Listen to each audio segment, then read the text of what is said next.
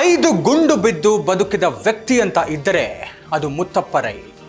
Bank ಉದ್ಯೋಗಿಯಾಗಿದ್ದವ ಭೂಗತ ಲೋಕದಲ್ಲಿ ಅನಭಿಷಿಕ್ತ ದೊರೆಯಾಗಿ ಮೆರೆದವರು ಮುತ್ತಪ್ಪ ರೈ. 68 ವರ್ಷಕ್ಕೆ ಭೂಲೋಕದ ನಂಟು ಕಳೆದುಕೊಂಡವರು ಮುತ್ತಪ್ಪ ರೈ.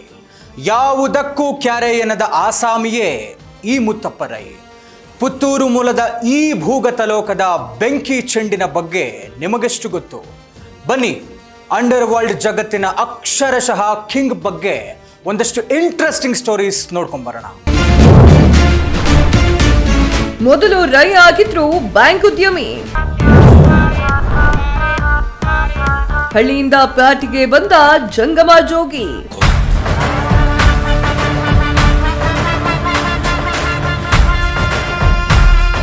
ಮಂಗಳೂರಿನಿಂದ ಮುತ್ತಪ್ಪ ರೈ ಬೆಂಗಳೂರಿಗೆ ಬಂದು ಆರಂಭದ ದಿನಗಳಲ್ಲಿ ವಿಜಯ ಬ್ಯಾಂಕ್ ಉದ್ಯಮಿಯಾಗಿದ್ರು. ರೇಖಾ ಅವರಿಂದ ವಿವಾಹವಾಗಿದ್ದಂತಹ ರೈ ಅವರಿಗೆ 2 ಮಕ್ಕಳು, ರಿಕಿ ಮತ್ತು ರಾಕಿ ಅಂತ ಹೇಳಿ 2 ಮಕ್ಕಳಿದ್ದಾರೆ. ರೇಖಾ ಅವರು 2023ರಲ್ಲಿ ನಿಧನರಾಗುತ್ತಾರೆ. ತದನಂತರ ಇನ್ನೊಂದು ಮದುವೆ ಆಗುತ್ತಾರೆ Muthappa Rai.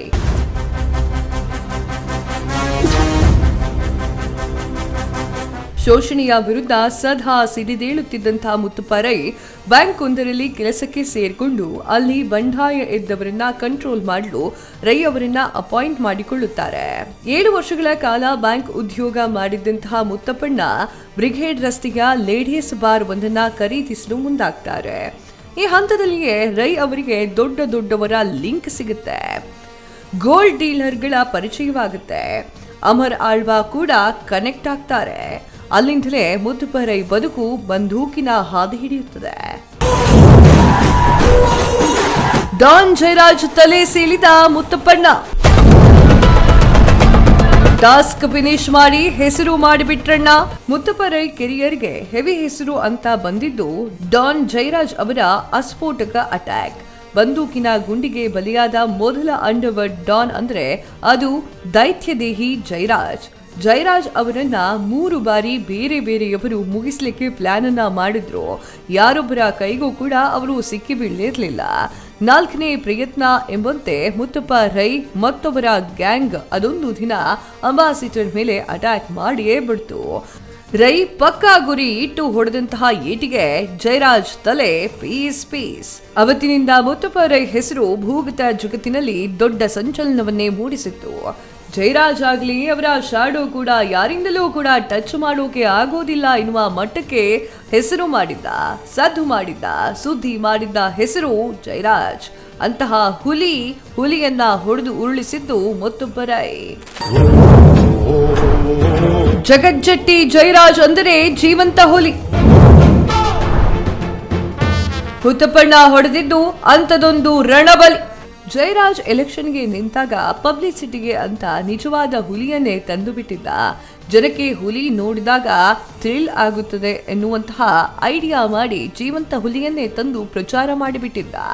Back to back attack ಆಗ್ತಾ ಇದ್ರೂ ಕೂಡ ಜಯರಾಜ್ ಮಾತ್ರ ಯಾರ ಕೈಗೂ ಸಿಗದ ಸಿಂಹ ಸ್ವಪ್ನವಾಗಿದ್ದ. ಜಯರಾಜ್ ಹಾಗೂ ವರ್ಧಮಾನ ಎನ್ನುವವರು ಅಂಬಾಸಿಡರ್ ಕಾರ್ನಲ್ಲಿ ಪ್ರಯಾಣ ಮಾಡ್ತಾ ಇರುವಾಗ ಆಗುವ ಅಟ್ಯಾಕ್ ಇದೆಯಲ್ಲ, ಅದು ಘನಘೋರ. ಮುತ್ತಪ್ಪ ರೈ ಮಾಡಿದಂತ ಆ ಒಂದು ಅಟ್ಯಾಕ್ಗೆ ಇಡೀ ಅಂಡರ್ ವರ್ಲ್ಡ್ ಬೆಚ್ಚ ಬಿದ್ದಿತ್ತು. ಜಯರಾಜ್ನನ್ನ ಟಚ್ ಮಾಡೋದು ಅಷ್ಟು ಈಸಿ ಇರಲಿಲ್ಲ. ಒಂದು ಕಡೆ ಸರ್ಕಾರದಿಂದ ಸಪೋರ್ಟ್ ಇತ್ತು, ಇನ್ನೊಂದು ಕಡೆ ಜಯರಾಜ್ ಸುತ್ತ ದೊಡ್ಡ ಚಕ್ರವ್ಯೂಹ ಮಾದರಿಯ ಗ್ಯಾಂಗ್ ಇತ್ತು.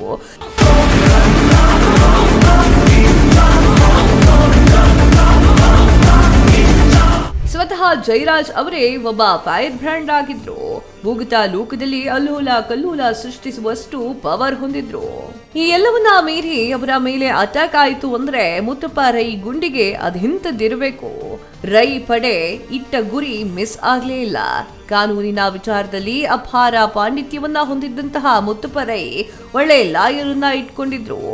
ಯಾವ ರೂಲ್ಸ್ ಮೀರಬಹುದು, ಯಾವ ರೂಲ್ಸ್ ಮೀರಬಾರದು ಎನ್ನುವಂತಹ ವಿಚಾರವನ್ನ ತಿಳಿದಿದ್ದಂತಹ ಮುತ್ತಪ್ಪ ರೈ ಮುಂದೊಂದು ದಿನ ಎಲ್ಲಾ ಕೇಸ್ಗಳನ್ನ ಕ್ಲೋಸ್ ಮಾಡಿಕೊಂಡು ಸಮಾಜ ಸೇವೆಯ ಕಡೆ ಹೊರಳಿಕೊಳ್ಳುತ್ತಾರೆ. ಜಯ ಕರ್ನಾಟಕ ಸಂಘಟನೆ ಹುಟ್ಟು ಹಾಕಿದಂತಹ ರೈ ರಾಜ್ಯದಾದ್ಯಂತ ಇದೇ ವಿಚಾರದಲ್ಲಿ ಮತ್ತೆ ಫೇಮಸ್ ಆಗ್ತಾರೆ. ಮುತ್ತಪ್ಪರೈ ದುಬೈನಲ್ಲಿ ಇದ್ದಾಗ ಅಲ್ಲಿಗೆ ಹೋಗಿ ಅರೆಸ್ಟ್ ಮಾಡಿಕೊಂಡು ಬರ್ತಾರೆ. ಒಂದಷ್ಟು ದಿನ ಜೈಲಿನಲ್ಲಿ ಸಹ ಇರ್ತಾರೆ. ಆದ್ರೆ ಮುಂಬರುವ ದಿನಗಳಲ್ಲಿ ತನ್ನೆಲ್ಲಾ ಕೇಸ್ಗಳಿಂದ ಖುಲಾಸೆಯಾಗ್ತಾರೆ. ರೈಯೊಳಗೆ ಒಬ್ಬ ಹೃದಯವಂತ, ದಾನ ಧರ್ಮದಲ್ಲಿ ಶ್ರೀಮಂತ.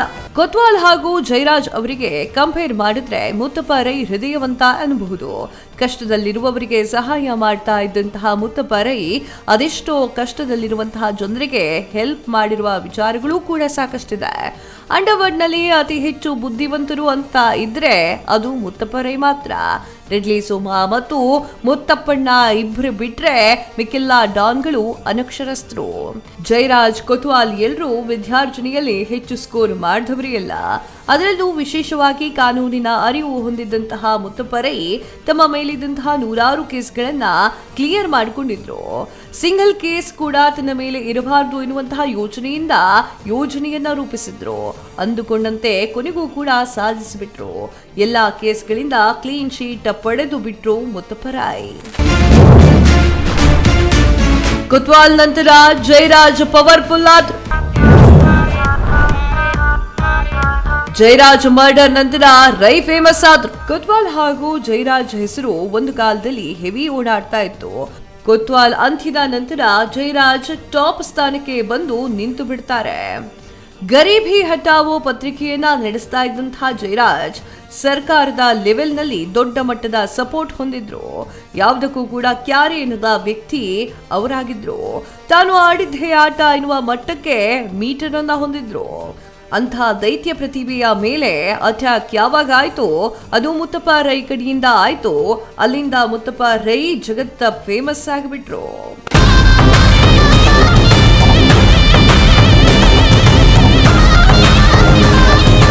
ಭೂಗತ ಲೋಕದಲ್ಲಿ ತನ್ನದೇ ಆದ ಗತ್ತು ಹಾಗೂ ಟ್ರೆಂಡ್ ಸೃಷ್ಟಿಸಿ ಬಿಡುತ್ತಾರೆ.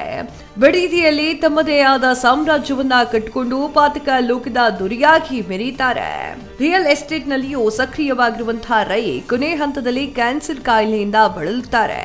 ಇನ್ನು ಹೆಚ್ಚು ಕಾಲ ಬದುಕಿರೋದಿಲ್ಲ ಎನ್ನುವಂತಹ ಸತ್ಯದ ಅರಿವಾಗಿ ತಾವೇ ಪ್ರೆಸ್ ಮೀಟ್ ಕರೆದು ಆ ಸುದ್ದಿಯನ್ನ ಜಗಜ್ಜಾಹೀರು ಮಾಡ್ತಾರೆ. ವಿಧಿಯ ಆಟದ ಮುಂದೆ ಯಾರೊಬ್ಬರು ಲೆಕ್ಕಕ್ಕಿಲ್ಲ ಎನ್ನುವಂತಹ ಸತ್ಯದ ಅರಿವು ಅವರಲ್ಲಿ ಗುರುತರ ಬದಲಾವಣೆ ಮಾಡುತ್ತದೆ. ವಿನಾಯಕ್ ರಾವ್ ಕಲಗಾರು, ಸ್ಪೀಡ್ ಪ್ಲಸ್ ಕರ್ನಾಟಕ, ಬೆಂಗಳೂರು. ಮುತ್ತಪ್ಪ ರೈ ಅಂದರೇನೆ ಒಂದು ವಿಚಿತ್ರ, ವಿಭಿನ್ನ, ವಿಶೇಷ ಬ್ರ್ಯಾಂಡ್.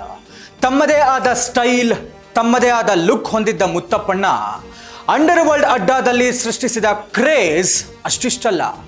ಬದುಕಿನ ಜೊತೆ ಬಂದೂಕು ಸೇರಿಕೊಂಡಾಗ ಏನೆಲ್ಲ ಆಗಬಹುದು ಎನ್ನುವುದಕ್ಕೆ ಉತ್ತಮ ಉದಾಹರಣೆ ಮುತ್ತಪ್ಪಣ್ಣ. ಭೂಗತ ಸಂಚಾರ ಸಂಚಿಕೆಯ ಮುಂದಿನ ಸಂಚಿಕೆಯಲ್ಲಿ ಮತ್ತೊಂದು ಇಂಟ್ರೆಸ್ಟಿಂಗ್ ಸ್ಟೋರಿಯೊಂದಿಗೆ ಸಿಗೋಣ. ಅಲ್ಲಿವರೆಗೂ ನೋಡ್ತಾ ಇರಿ ಸ್ಪೀಡ್ ಪ್ಲಸ್ ಕರ್ನಾಟಕ.